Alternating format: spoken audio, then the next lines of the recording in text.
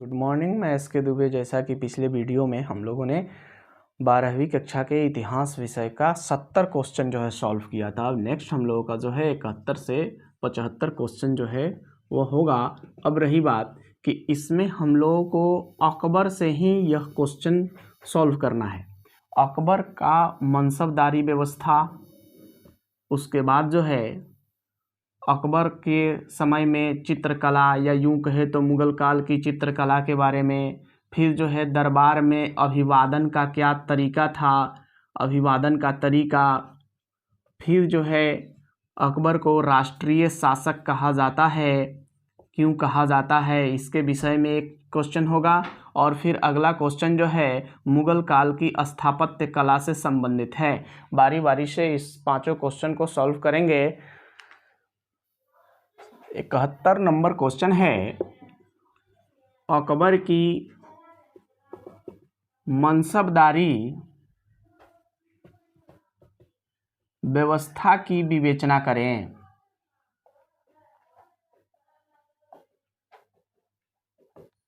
Question है अकबर की मनसबदारी व्यवस्था की विवेचना करें। तो अकबर ने 1573-74 ईस्वी में मनसबदारी व्यवस्था की शुरुआत की।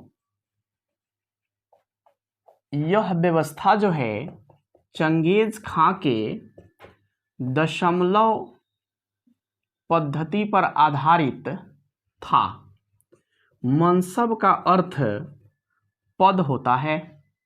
यह दो प्रकार के होते हैं, एक है जात और दूसरा सवार। जात का संबंध जो है सैनिकों के या मनसबदारों के वेतन भत्ते से संबंधित है, जबकि सवार का संबंध घुड़सवार से है। इसको मुख्यतः 3 वर्गों में विभाजित किया गया था। प्रथम श्रेणी के जो मनसबदार होते थे उन्हें 5000 जात और 5000 जो है सवार प्राप्त थे, जबकि दूसरी श्रेणी के मनसबदार के पास 5000 जात और 2500 से अधिक सवार होते थे। तीसरी श्रेणी के मनसबदार के पास 5000 जात तथा 2500 से कम सवार होते थे। 2500 से 500 तक, या यूं कहें तो 500 से 2500 तक के मनसबदार को अमीर कहा जाता था।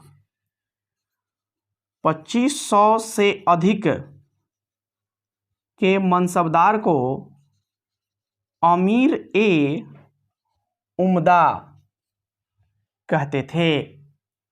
इस प्रशासनिक दृष्टि से अकबर ने मनसबदारी व्यवस्था को लाया। क्वेश्चन 72 नंबर है, मुगल कालीन चित्रकला की क्या विशेषता थी? मुगल काल में चित्रकला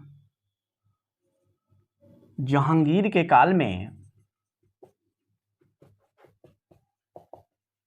अपने चरमोत्कर्ष पर थी। हालांकि मुगल काल में हुमायूं ने फारस के 2 चित्रकार अब्दुस्समद और सैयद अली को फारस से भारत लाए। उसके बाद अकबर ने अब्दुस्समद को सीरी कलम की उपाधि दी। अकबर के काल के प्रमुख चित्रकारों में दशवंत, बसावन, मनोहर प्रमुख थे। उसके बाद जहांगीर के शासनकाल के प्रमुख चित्रकारों में मंसूर, मनोहर, मुराद इत्यादि प्रमुख थे।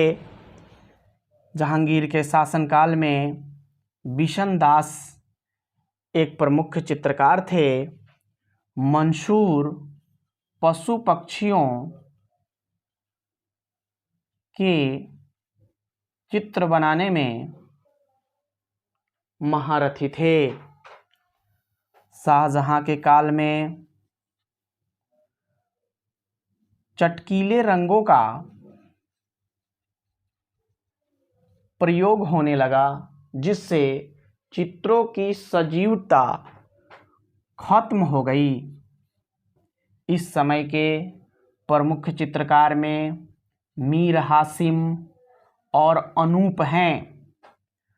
औरंगजेब के काल तक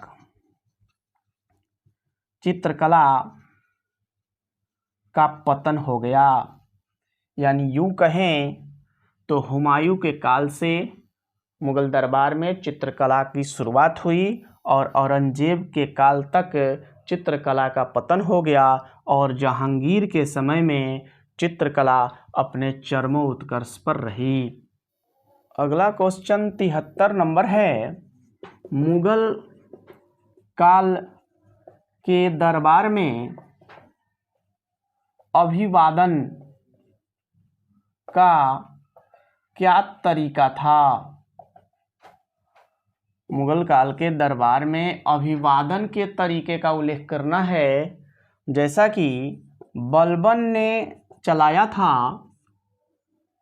सिजदा एवं पैबोस। सिजदा और पैबोस जो प्रथा है अभिवादन का, उसकी शुरुआत जो है बलबन ने किया था। हालांकि बलबन जो है वह दिल्ली सल्तनत में गुलाम वंश के शासक हैं। दिल्ली सल्तनत के बाद जो है मुगल साम्राज्य में भी सिजदा पैबोस चलता रहा, लेकिन शाहजहां ने सिजदा और पैबोस के जगह पे जमी बोस प्रथा की शुरुआत की। सिजदा और पैबोस में बादशाह के पैरों को चूमना होता था, जिसको शाहजहां ने उचित नहीं समझा। इस कारण से इन्होंने जमी बोस प्रथा की शुरुआत की। शाहजहां ने ही जो है अपने दरबार में जमी बोस को बाद में बंद कर 4 तस्लीम प्रथा की शुरुआत की।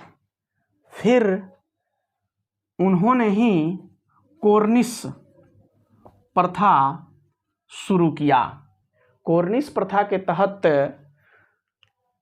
दाहिनी हाथ की हथेली को माथे पर रखकर मुगल सम्राट के आगे झुकना होता था। इस प्रथा को कोर्निश कहते थे। यानी मुगल दरबार में सिजदा पैबोस भी चला, उसके बाद जमी बोस चला, फिर 4 तस्लीम और कोर्निश प्रथा मुगल दरबार के अभिवादन का तरीका था। अगला क्वेश्चन 74 नंबर है। क्वेश्चन है अकबर को राष्ट्रीय शासक क्यों कहा जाता है?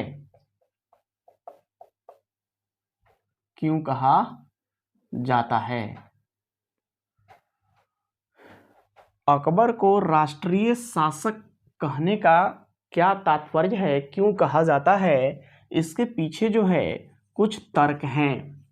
राष्ट्रीय शासक उन्हीं को कहते हैं जो शासक पूरे राष्ट्र का संबोधन किया हो। राष्ट्र का संबोधन करना यानी भारत जैसे बहुधर्मी, बहुभाषी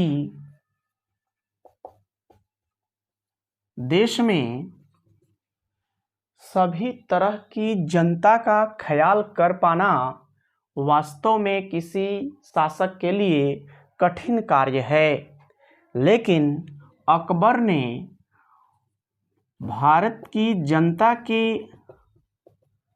सभी तरह के धर्मों को अपनाते हुए धार्मिक सहिष्णुता का परिचय दिया। अकबर ने सभी धर्मों को एक समान समझते हुए एक धर्म दीन ए इलाही चलाया। इन्होंने सभी धर्मों की एकता को बरकरार रखते हुए तीर्थ यात्रा कर को समाप्त कर दिया। फिर अकबर ने गैर मुस्लिम जनता से जो जजिया कर वसूल किया जाता था, इसको भी समाप्त किया। इन्होंने राष्ट्र के हित में धर्म बाधा न बने, इस कारण इन्होंने मजहर की घोषणा की। अब राजा या यूं कहें तो बादशाह धार्मिक मामलों पर फैसला देंगे।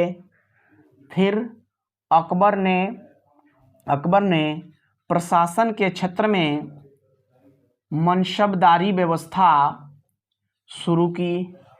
इस मनसबदारों में हिंदू मुस्लिम सभी प्रकार के सभी जाति धर्म के मनसबदार शामिल थे। इन सभी बातों को देखते हुए हम कह सकते हैं कि अकबर ने पूरे राष्ट्र का संबोधन किया, इसलिए अकबर को राष्ट्रीय शासक कहा जाता है। अगला क्वेश्चन 75 नंबर है, मुगल कालीन स्थापत्य कला का उल्लेख करें। मुगल काल में स्थापत्य कला का काफी विकास हुआ था। शाहजहां के काल को स्थापत्य कला का स्वर्ण काल कहा जाता है, लेकिन स्थापत्य के क्षेत्र में मुगल काल के शुरुआती दौर में ही कुछ नमूने दिखाई देते हैं। जैसे बाबर ने काबुली बाग मस्जिद, संभल में जामा मस्जिद और अयोध्या मस्जिद का निर्माण करवाया। फिर हुमायूं ने दीन ए पनाह, जो पुराना किला कहलाता है, उसका निर्माण करवाया। हुमायूं की पत्नी हाजी बेगम ने हुमायूं का मकबरा बनवाया। फिर उसके बाद अकबर ने आगरा का किला, फतेहपुर सिकरी में